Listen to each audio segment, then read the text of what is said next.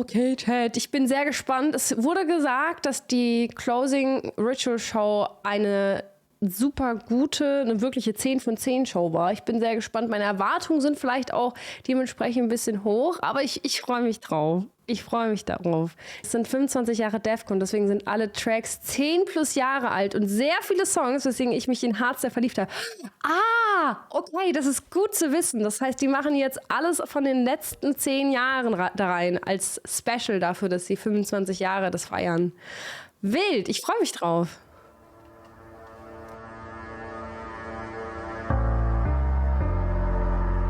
The night beckons while you dream.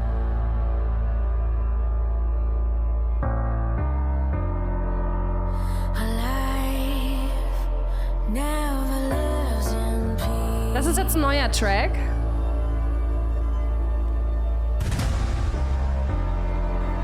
As you stand upon the edge, woven by a single thread, and fate may fall down upon you, while the devil is knocking right at your door. Es fängt schon mal sehr episch an, muss ich sagen. Ich finde es schon sehr schön gemacht. Es ist super ästhetisch. Ich glaube, dass die Closing-Show für mich fast oft cooler ist als die Endshow. Wir haben schon ein paar Closing-Shows. Und irgendwie hat die was ganz Episches im Verhältnis zur Endshow nochmal. So was Finales.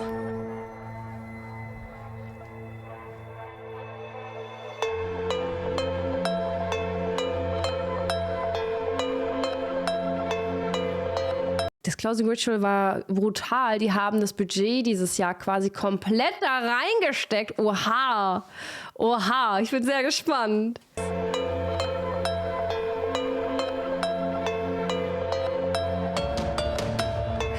Ich finde, fast jeder zweite Track könnte davon irgendwie mal so ein League of Legends Soundtrack sein.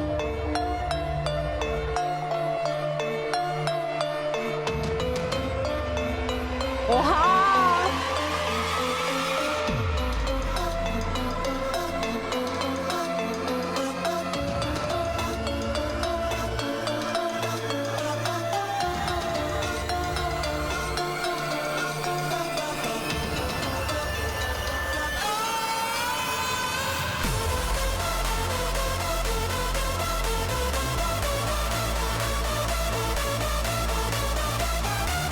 Gänsehaut.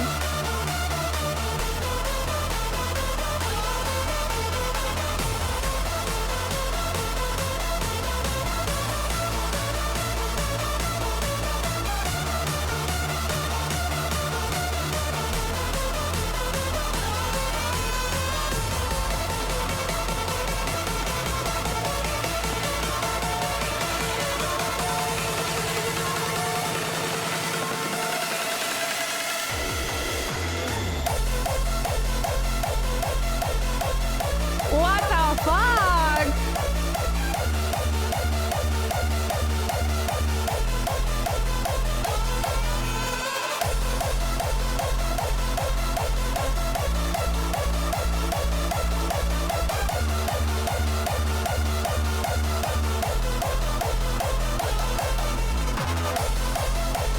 Boah.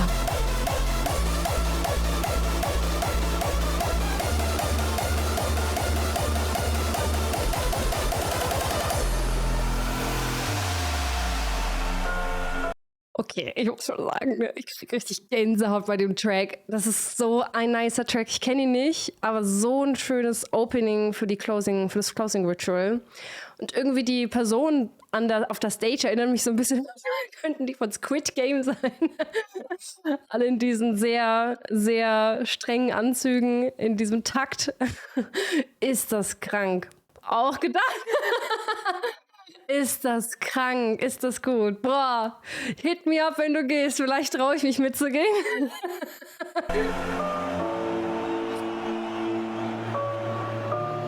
Nothing is what it seems. We have to jump.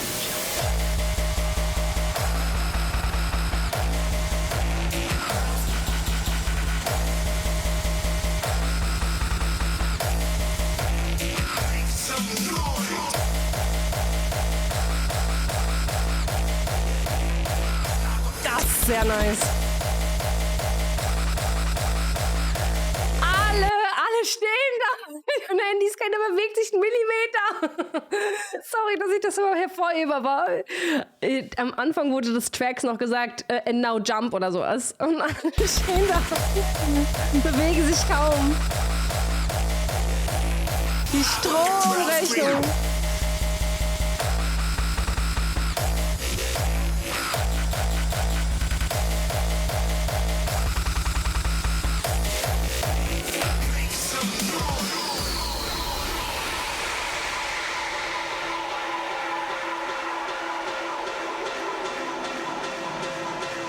Ich meine, bisher sind sie noch relativ feuerwerksarm unterwegs. Also es ist noch bühnenbildtechnisch noch sehr moderat, aber ich finde die Tracks schon mal sehr nice. Das sieht in der Kamera aber auch immer nach mehr Handys aus wegen den leuchtenden Screens, finde ich. Ja, das stimmt schon. Das ist natürlich also man sieht gefühlt auch nur die Handys und die bewegen sich halt keinen Millimeter. Ich glaube, wenn ich filmen würde, ich würde wahrscheinlich total unruhig filmen. Ich so, kannst du mit dem Handy dann, wenn schon überhaupt. Aber ja, es ist fast stärker hervorgehoben. Kann auch sein, dass es die hintere Reihe stärker filmt, zum Beispiel als die vorderen, weil sie vielleicht weniger sehen. Kann ja auch sein.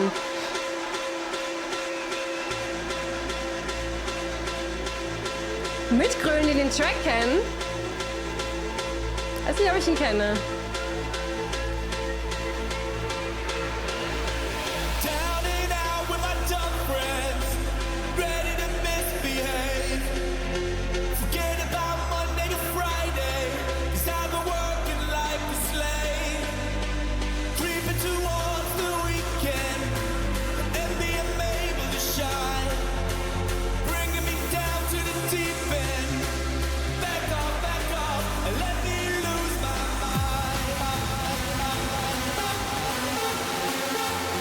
Ich kenne den Track nicht, aber ich finde das total schön, wenn immer so melodische bzw. vokale Songs dazwischen sind. Das ist das, was ich immer manchmal ein bisschen vermisse, dass es sehr wenige gibt, wo irgendwie Lyrics mit dabei ist. Aber ich mag das irgendwie ganz gerne. Einer der ersten Tracks im Hardstyle, die ich tagelang 24/7 gehört habe, fast Pipi in den Augen bekommt, das 12 Jahre später noch all den Text kenne. Oh, ich kenne den Track nicht. Aber sehr schön.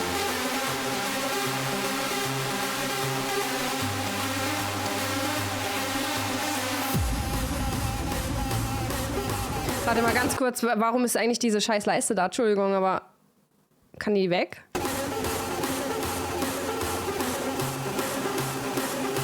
Keine Ahnung.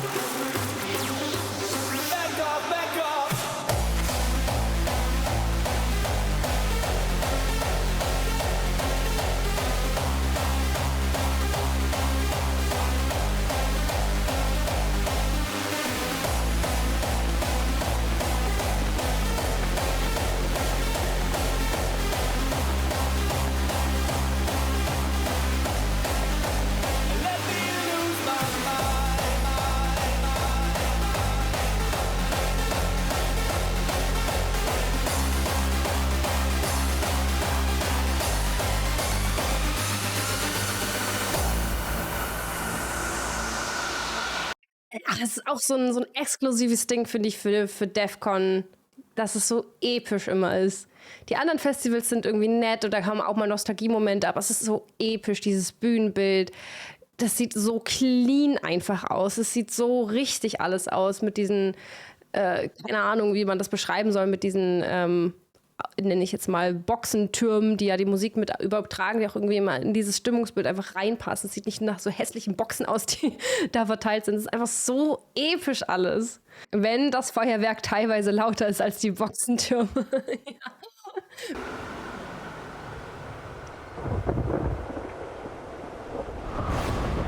Wow, okay, das ist nice.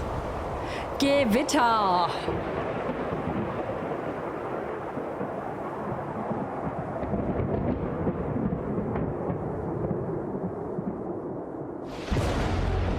Oh, what the fuck?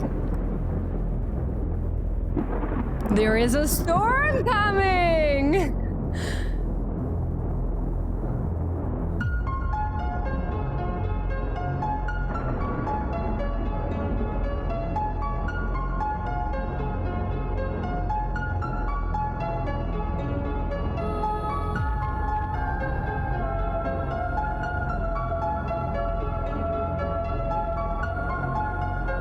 Ich habe das Gefühl, die wissen, auf was sie sich jetzt hier einlassen.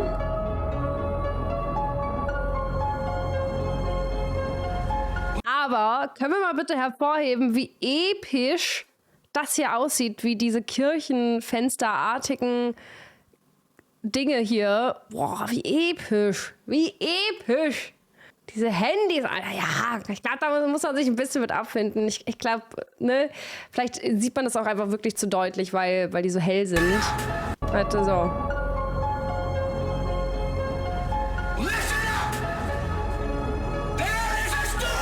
Devil May Cry.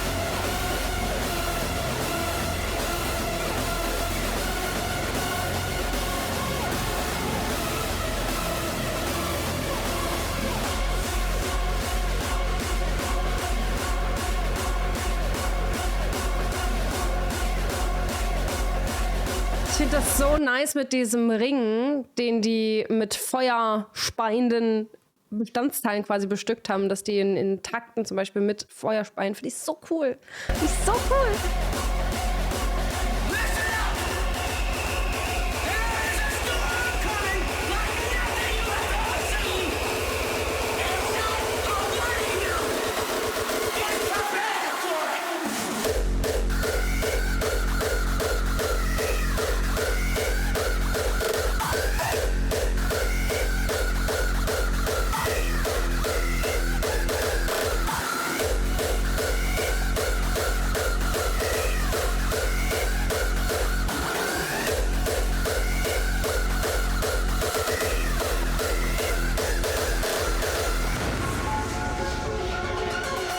Also, ich finde bisher jeden Track ziemlich geil. Jeder Track ist irgendwie einfach richtig nice.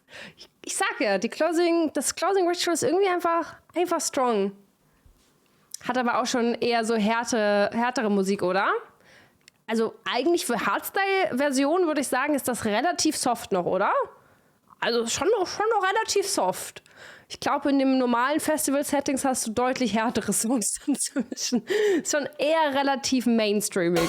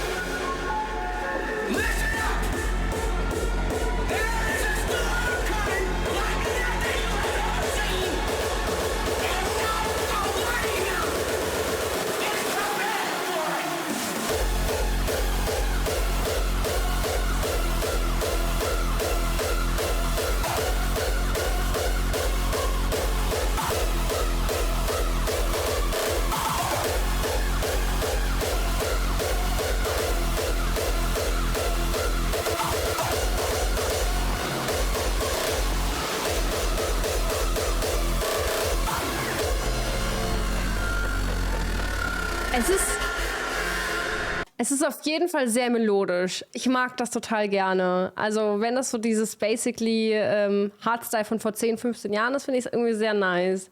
Es ist alles so, wo man dazu viben kann, dancen kann, einfach fühlen kann, finde ich so cool. Hardstyle ist ja eigentlich das und nicht nur Geschepper. Ja, eben, aber es gibt viele Hardstyle-Tracks, die, ich sag mal so, als mir das erste Mal Hardstyle-Gefühl gezeigt wurde, wurden halt Tracks eingesendet, die wirklich gefühlt nur aus solchen Arten von Geräuschen bestanden haben. Genau aus diesen Arten bestanden haben, die Metal Guy gerade gezeigt hat. Denn so kenne ich das quasi. Und deswegen war ich am Anfang eher ein bisschen abgeschreckt von dem Ganzen.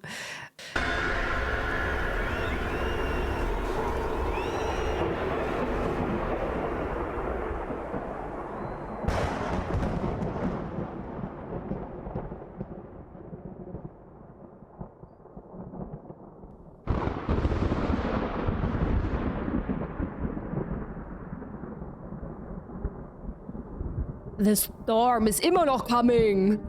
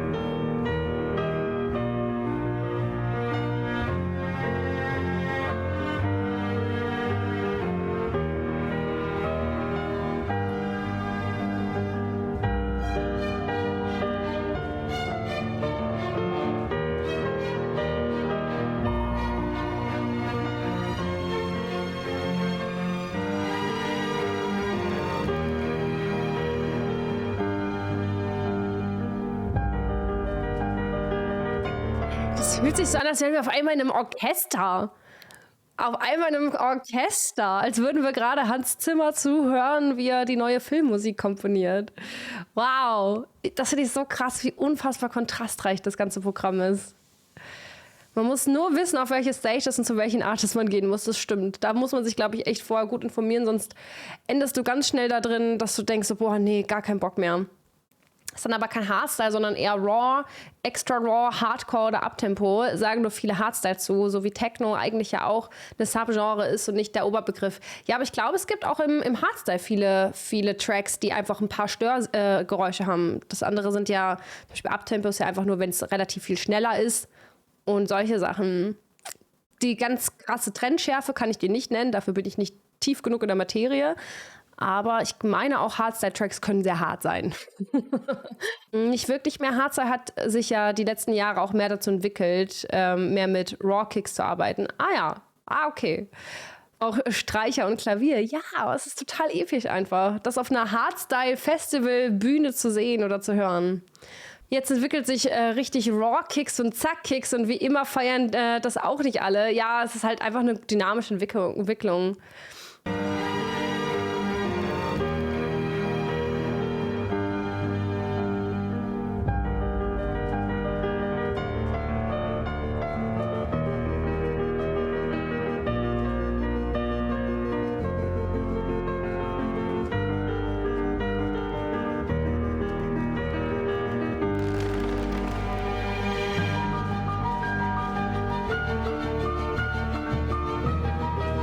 Ich stelle mir gerade irgendwie Edward mit den Scherenhänden vor. Könnte es der Soundtrack dazu sein? So episch.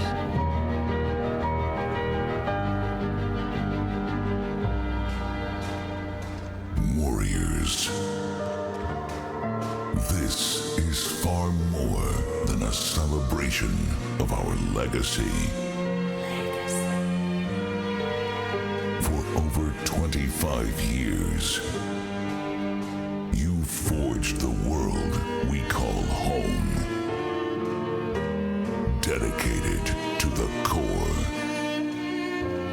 United by the power of hardstyle.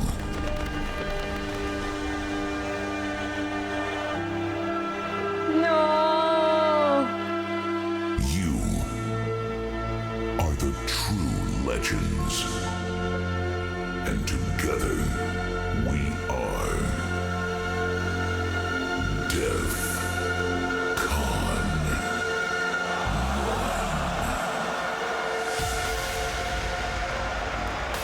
Das ist so episch. Junge, ich kriege richtig Gänsehaut und Pipi in die Augen. Das ist so krass. Ich wäre so gern so Teil von dieser Hardstyle-Community. So tief bin ich noch nicht in der Materie. Aber es ist so episch, dazu zu gehören, glaube ich.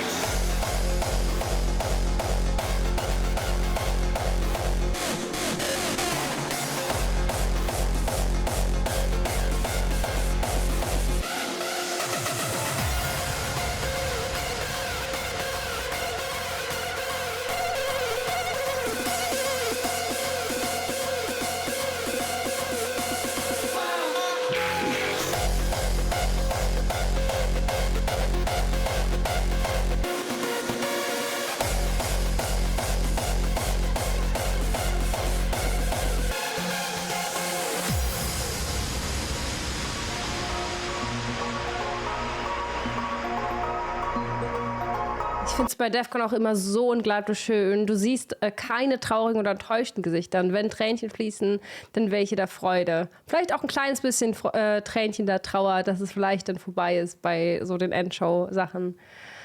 Oh, aber ich finde es so gänsehauterregend, dieses Closing Ritual. Ich finde es wirklich sehr stark.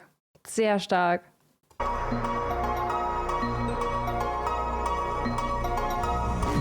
Insane structures, overpowering creatures, technological elements, trashed surroundings, and absurd features.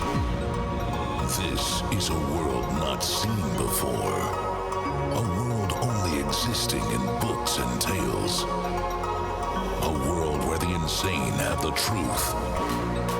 A place of freaks and a kingdom of maniacs. This is the world we know best. The world of madness.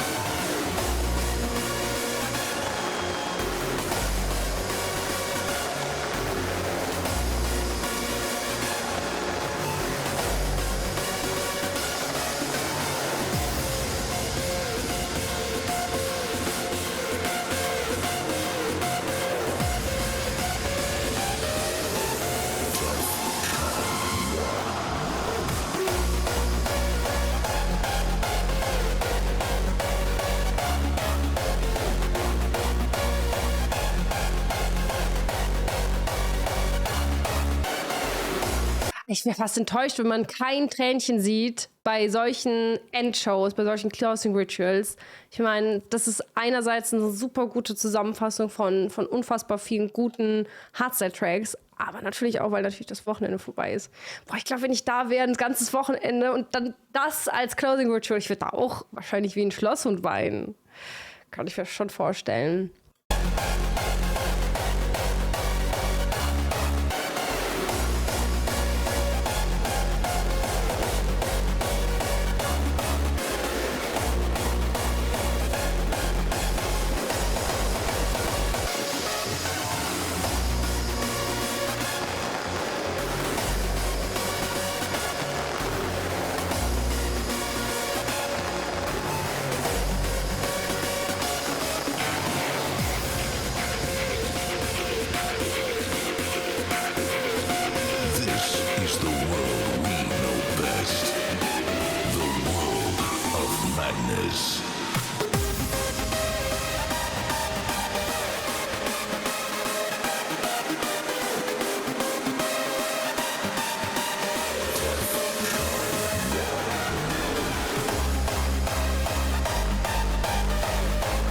What the fuck?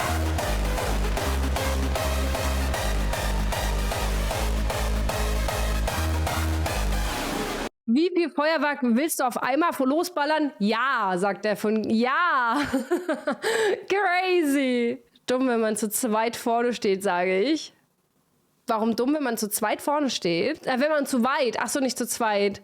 Warum dumm, wenn man zu weit vorne steht? Weil man dann nicht so viel von dem Feuerwerk sieht, meinst du?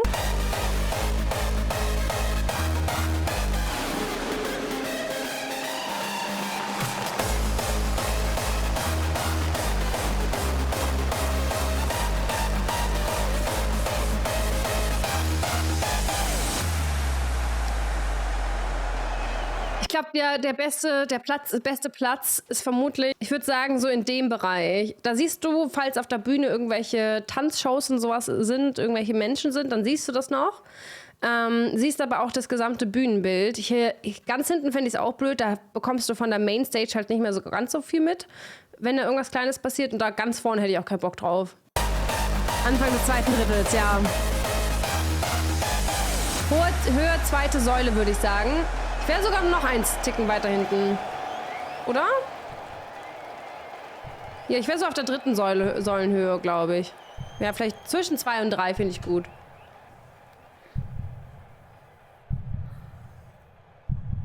Aber da erstmal hinzukommen, ohne zerquetscht zu werden?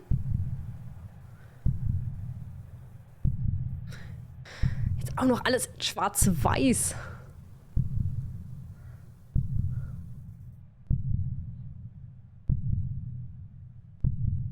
Das haben die in der Nachbearbeitung schwarz-weiß gemacht, oder? Ja.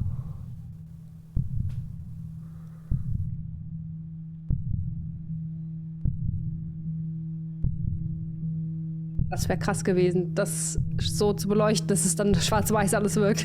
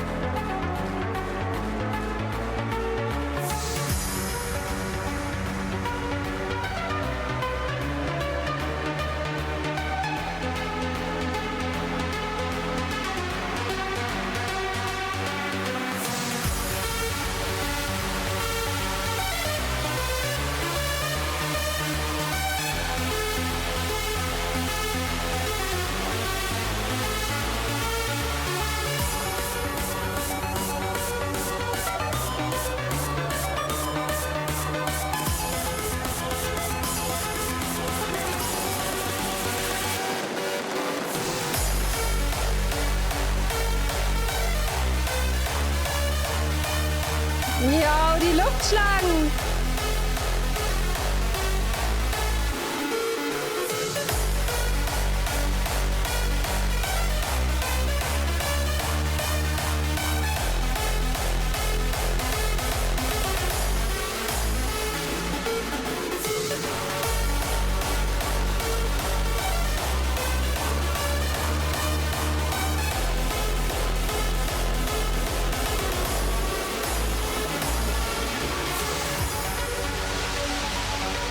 Ja, das ist schon sehr crazy. Das ist so crazy. Boah, ich glaube, die Luftschlangen hätten mich sehr abgeholt, wenn ich da gestanden hätte und die ganze Luftschlange überall. Das ist richtig cool.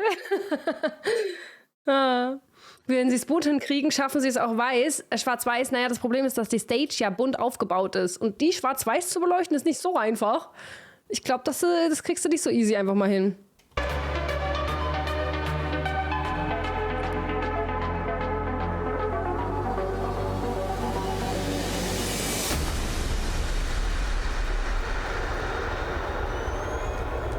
This is, and always will be, a Q-Dance event.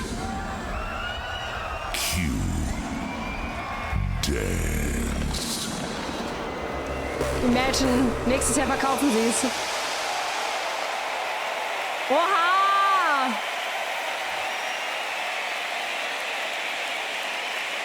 Wie gut!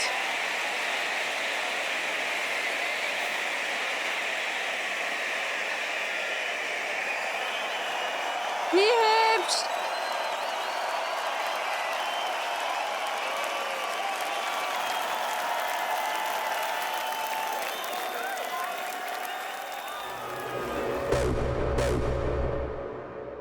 Was so episch gewesen. Oh mein Gott. Wie gut. Das ist so fucking gut gewesen. Yo. Das war eine richtig, richtig gutes Closing Ritual. Ich habe Gänsehaut gehabt. Ich hatte zwischenzeitlich, I shit you not, Pipi in den Augen, weil ich es so krass fand. Und ich bin keine Person, die Musik attached ist. Und ich finde es so, so gut. Ich finde es so gut. Das letzte Statement zum Schluss war eine sehr wichtige Aussage. Es stand im Raum, dass DEFCON von Q-Dance verkauft wird. Ich glaube, dass es verkauft werden sollte. Gut, dass sie es nicht gemacht haben. Gut, dass sie es nicht gemacht haben. Organisier mal Tickets, will auch was für organisier mal Tickets. Organisier mir mal Tickets hier. DEFCON Organisiert uns mal Tickets! Boah, großartig. Großartig. Ich muss da irgendwann hin. Also speziell, ich muss den Sonntag sehen. Also ich glaube, das Closing Ritual ist für mich noch emotionaler als die Endshow. Ich glaube, für viele ist die Endshow so das größte Schlussevent oder auch das beliebteste, vermute ich mal. Aber der Sonntag, boah.